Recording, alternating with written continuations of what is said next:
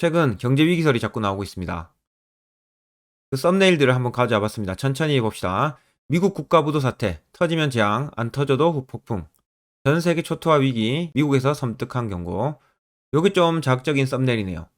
경제 파국 확률 99%, 괴로워하는 모습이 보입니다. 끔찍한 가난요입니다. 제가 봐도 되게 클릭하고 싶어집니다. 워렌 버핏 폭탄 발언, 미국 경제 초토화 상황. IMF를 예측한 경제학자, 다시 금융위기가 오고 있다. 다음 IMF 때와 같은 위기가 옵니다. 이렇게 썸네일이 나오고 있습니다. 너무 누르고 싶게 보이죠? 이런 걸 보면 너무 무시무시합니다. 이런 걸 보고 지금 주식 투자 할라 했던 분들도 안 하려고 하겠죠. 그리고 기존에 수익 가지고 있는 분들도 벌어놓은 거 다 날리겠다 하면서 매도하게 됩니다. 자, 주식시장에 대해서 알아봅시다. 단기적 관점에서 주식 투자자는 두 가지 종류가 있습니다. 성공 혹은 실패. 그 두 가지가 있죠. 성공하는 거는 상위 1%, 실패하는 분은 99%입니다. 장기적으로 봤을 때. 일반적으로 사람들이 주식 공부할 때 어떻게 시작합니까? 그냥 대체적으로 세계 경제, 그리고 금리도 봐야 되겠고, 세계 동향도 봐야 됩니다.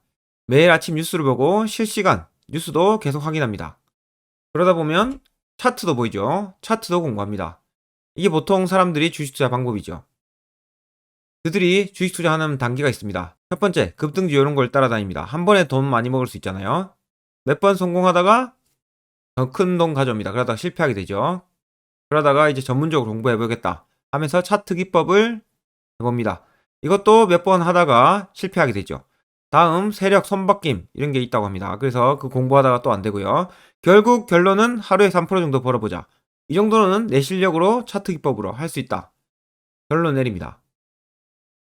또 그들은 손절만 잘하면 된다. 혹시 투자가 잘못됐을 때 손절 라인만 잘 지키면 완벽한 투자 방법이라 생각합니다. 그러다가 결국 그것도 잘 안 되죠. 이번엔 실수다. 다음에 오를 때 꼭 팔아야지 생각합니다. 그 실패 반복을 100번 하게 됩니다. 다음엔 잘 되겠지. 계속 반복하는 거예요. 혹시 잘하는 분들도 이렇게 합니다. 모든 게 완벽하다가 폭락 한 번에 손절할 시간도 없을 때가 있습니다. 그때 모든 손해를 보는 거죠. 그래서 주식 투자하고 6개월 안에 그만둘 확률이 아주 높죠. 이렇게 하다가 이제 좀 더 고수가 되기로 마음먹습니다. 재무제표를 봐야지.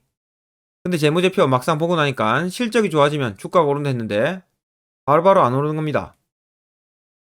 주식 투자 오래 기다리는 건 역시 내 스타일이 아니다 하면서 내가 고마 다시는 주식 안 한다 결론 내립니다. 이까지가 주식 투자 99%의 사람들의 이야기였습니다. 자, 그러면 장기적으로 돈 번, 단기가 아닙니다. 꾸준하게 계속 돈을 번 그 1%는 어떻게 투자할까 생각해 봐야 되겠죠. 그 상위 1%는 어떤 사람이라 생각됩니까?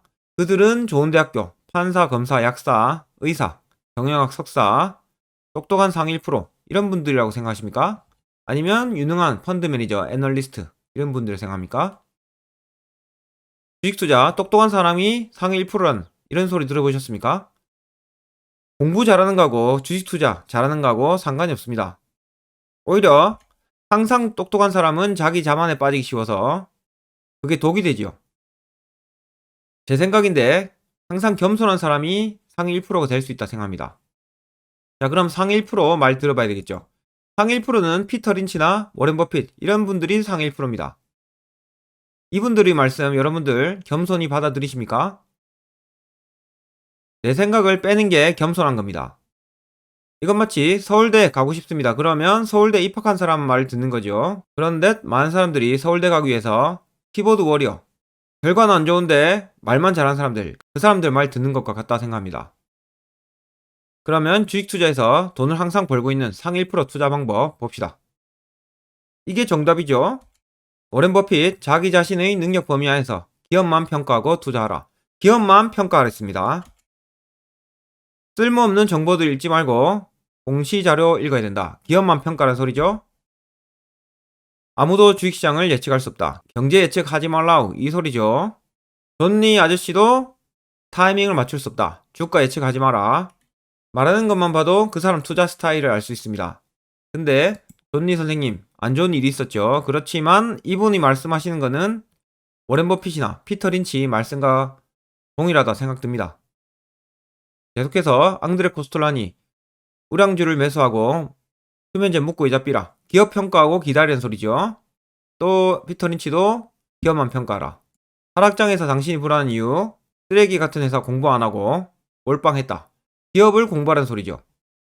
하락이 발생하면 좋은 겁니다. 폭락은 좋은 거라고 합니다. 주식이 오른데 이유가 있다. 기업을 평가하는 소리죠. 아무도 주식시장을 예측할 수 없다. 경제 예측은 쓰레기라는 소리입니다. 아까 우리가 봤던 거하고 상반되는 내용이죠. 그리고 폭풍우 칠 때는 좋은 주식을 싸게 살 수 있는 기회다. 좋은 회사 폭락하면 기회가 된다고 합니다. 이거는 좋아하는 주식이 반값 되면 기회다. 인기 있는 종목 사지 마라 이 뜻이죠. 이거는 존 템플턴 경은 최적의 매수 타이밍은 시장에 피가 낭자할 때다. 폭락하면 기회란 뜻이죠. 워렌 버핏 다음 주나 다음 달 이를 예측해서 돈을 벌고 싶지만 나는 못한디야. 경제 예측은 쓰레기란 소리입니다. 자, 지금까지 보셨을 때 여러분들의 투자 방법은 상위 1% 속하는 것 같습니까? 자, 오늘의 메인 이슈죠. IMF를 예측한 경제 전문가의 경고. 이것 때문에 주식 팔아야 되냐? 그 결론은 이겁니다. IMF 때와 같은 위기가 온다. 경제 폭망하면 어떻게 되나?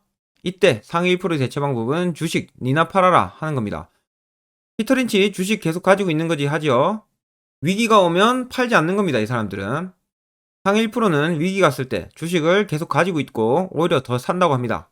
자, 여기 잠시 예언가의 함정 봅시다. 노스트라다무스 유명하죠. 노스트라다무스 일반적으로 900에서 1000개 정도 예언했다고 합니다. 예언가들은 참말로 희한합니다. 100개 예측해서 한두 개 맞추면 유명해진다고 하더라고요. 그러니까 이런 경제 전문가 맨날 안 좋은 소리 하지만 한두 개 맞췄다고 유명해지기도 합니다. IMF 때 예측했는데 그동안 예측을 한두 번 안 했겠습니까? 계속 했는데 한 건도 못 했습니다. 계속 그걸 쓰고 있는 거죠. 한번 맞춘 거를. 그리고 이런 부정적인 거, 자극적인 거 계속 누르면요. 알고리즘이 저 방향의 뉴스만 보여줍니다. 자, 주식시장에 낙관론자하고 비관론자가 있습니다. 논쟁하면 비관론자가 언제나 승리한다고 하는데요. 하지만 주식시장에서 진짜 돈을 버는 사람은 낙관론자입니다. 여러분들은 여기서 돈을 벌기 위해서 주식 투자하시죠. 그러면 낙관론자가 되어야 됩니다. 자, 이분에게 묻고 싶습니다. IMF를 다시 예측한 경제학자. 다시 금융위기 오고 있다. 자, 이분한테 제가 질문하고 싶어요. 주식 하십니까? 안 한다 할 것 같아요. 그러면 한다 하면 돈 얼마나 벌었냐 묻고 싶습니다. 열받아서 제가 니나 팔아라 라고 말하고 싶네요. 화가 납니다. 왜 화가 나냐? 제가 주식 유튜브 한 이유가 주식으로 고통받는 분들이 너무 많아서 그분들에게 좀 더 쉽게 말씀드리려고 시작한 겁니다. 이렇게 저를 포함해서 올바른 투자법을 알리는 것이 남들을 위한 행동 아니겠습니까? 존니 선생님, 저는 이분이 존경받아야 될 분이라 생각합니다. 왜냐면 이분은 사람들에게 구체적으로 말씀하시지 않지만 그래도 올바른 투자법을 말씀했다고 생각됩니다. 뭐 여기에 대해서는 각자 의견이 분분하겠지만 최소한 저의 의견은 그분이 남들을 위해서 한 행동이라 생각됩니다. 자, 경제 파국 확률 99%. 이 연기 대상 하는 거 보십시오. 끔찍한 가난요입니다. 이렇게 자극적인 썸네일을 만드는 거는 왜 그렇다고 생각합니까? 이 사람들의 수익에 도움되기 때문입니다. 썸네일 연기 대상 이런 걸 보면 저는 열이 받습니다. 이 폭락에 관한 확실한 팩트를 제가 보여드릴게요.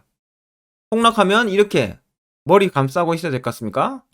자, 보세요. 다우 100년 차트입니다. 미국 다우 차트죠. 100년 동안 계속 상승했어요. 경제가 상승하고 있기 때문이죠. 근데 폭락을 얼마나 많이 했겠습니까? 경제 위기설 지금보다 훨씬 심각할 때 많았습니다. 근데 폭락할 때마다 겉만 있으면 다 올라오죠. 이게 확실한 팩트입니다. 그리고 코스피도 1995년 이때죠. 계속 올라온 거 보이시죠? 얼마나 많은 안 좋은 일이 있었습니까? 심지어 IMF 이럴 때도 아무것도 없이 지나갑니다. 쌀 때마다 사면 얼마나 좋습니까? 근데 왜 우리는 이런 거, 이런 썸네일에 휘둘리게 됩니까? 그리고 이런 폭락을 맞추는 거는 쓸데없는 짓이라고 말하지요. 상위 1%가. 그래서 감마 들고 계시면 되고 주식 투자는 언제나 해야 된다고 생각됩니다. 이렇게 수많은 경제 폭락에도 위기는 언제나 기회였다는 걸 명심하시고요. 얄궂은 이런 거 휘둘리지 마십시오. 이런 팩트가 여러분들에게 눈을 뜨게 만들어 줄 겁니다. 자, 주식 투자 성공 실패. 파란 약 드실 건지 빨간 약 드실 건지 골라보십시오. 여러분들의 미래. 끝.